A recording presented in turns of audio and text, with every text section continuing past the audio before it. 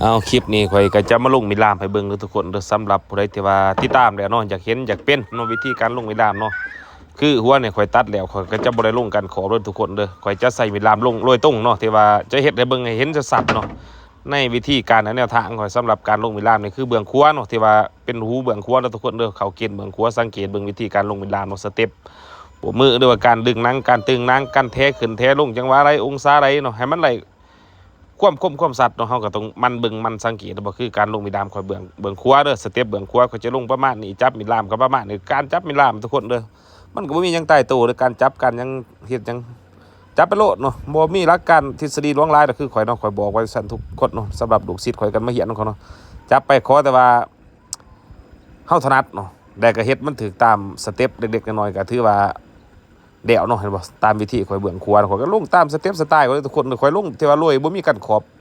ลงก่อนข่อยตัดแล้วข่อยก็ปะโดยตรงเนาะข่อยมาลงเป็นล่างเลยข่อยบ่ใส่กันขอบเนาะการใส่กันขอบนี่ดีบ่เนาะก็ดีคือกันเด้อทุกคนเด้อการใส่กันขอบมันดีจะได้ดีบ่ว่าที่ว่าเฮาจะเห็นเส้นเห็นไกด์ไลน์เห็นแนวทางมันจะง่ายต่อการลงวิดามถ้าว่าคนบ่เป็นแล้วเนาะสำหรับผู้ที่ว่าเป็นแล้วเนาะมีที่ว่ามีพื้นฐานแล้วมีความรู้เนาะการลงวิดามบ่จำเป็นใส่กันขอบก็ได้ถ้าว่าในกรณีฉุกเฉินเนาะถ้าว่าเฮามีกันขอบใส่มันก็จะดีเนาะ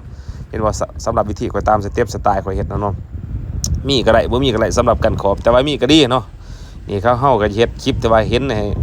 ทุกคนได้เห็นชัดๆเนาะสเต็ปเบื้องซ้ายเห็นบ่เฮาจะดึงจังหวะไรองศาที่ว่าเงียงมิดลามเบิ่งจังหวะหัวมิดลามเด้อให้ทุกคนสังเกตสำหรับผู้ใดที่ว่าจะเป็นเนาะองศามิดลามตรงไหนจังหวะมิดลามตรงไหนเนาะทุกคนเนาะบ่แม่นว่าเฮาสิเข้าไปซุ่ม4ซุ่ม5ทุกคนเด้อแต่ว่าเบิ่งสเต็ปเบิ่งวิธีการไปเนาะสำหรับเจ้าจะจับแบบไรก็อย่างเจ้าก็ไปประลัดแต่งไปแป้งใส่เนาะให้มันเข้ากับสเต็ปสไตล์ของตัวเองเนาะวิธีการของผู้นั้นผู้นี้เบิ่งให้เป็นแนวทางให้มีทฤษฎีแล้วไปยกใส่เนาะเด้อทุกคนเด้อสำหรับผู้ใดที่ว่าอยากเป็นนะมันคือสไตล์วิธีเขาเนาะข่อยก็ตัดไปเด้อเฮ็ดไปเด้อหรือว่าแท้ไปเด้อตามสเต็ปสไตล์การถนัดของข่อยเนาะข่อยก็บ่มีหยังตายตัวทุกคนเนาะมันก็บ่มีหยังที่ว่าสิถูกหลักการหลักเกณฑ์นะสำหรับการตัดผมนะเฮาเฮ็ดไปโลดเนาะเฮ็ดบ่คือเฮ็ดเนี่ยข่อยก็เฮ็ดเห็นบ่คือเฮาก็แท้ไปเด้อสำหรับเบื้องซ้ายทุกคนเนาะเบื้องซ้ายสเต็ปจังหวะอะไรองศาอะไรโปรมืออยู่จังไรเนาะควรสิดึงนั่งตึงนั่งให้มันเก่งจังหวะอะไรเห็นบ่เฮาก็เบิ่งเอามุมองศามิลามเนาะการเข้าโค้งเล็กๆน้อยๆจังหวะเงียงมิลามก็เบิ่งแล้วก็สังเกตให้มันเป็นแนวทางหมดหลังจากลงมิลามเดี๋ยวเฮาก็มา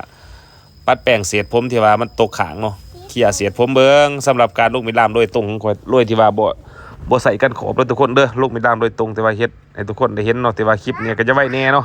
เฮาก็จะเฮ็ดให้เบิ่งไว้ไปเนาะสำหรับผู้ใดที่ว่ายังบ่ทันเป็นเฮาก็จะเฮ็ดให้เบิ่งอีกเนาะทุกคนได้เฮ็ดแบบซ่าๆให้แบบละเอียดเนาะสำหรับก็เบิ่งคลิปนี้ไปก่อนนี้เนาะคือหลังจากการลงมิลามโดยตรงที่ว่าบ่ใส่กันขอบเนาะผลลัพธ์มันออกมาก็สิประมาณนี้ทุกคนเด้องามแน่บ่งามแน่ก็สิประมาณนี้แหละ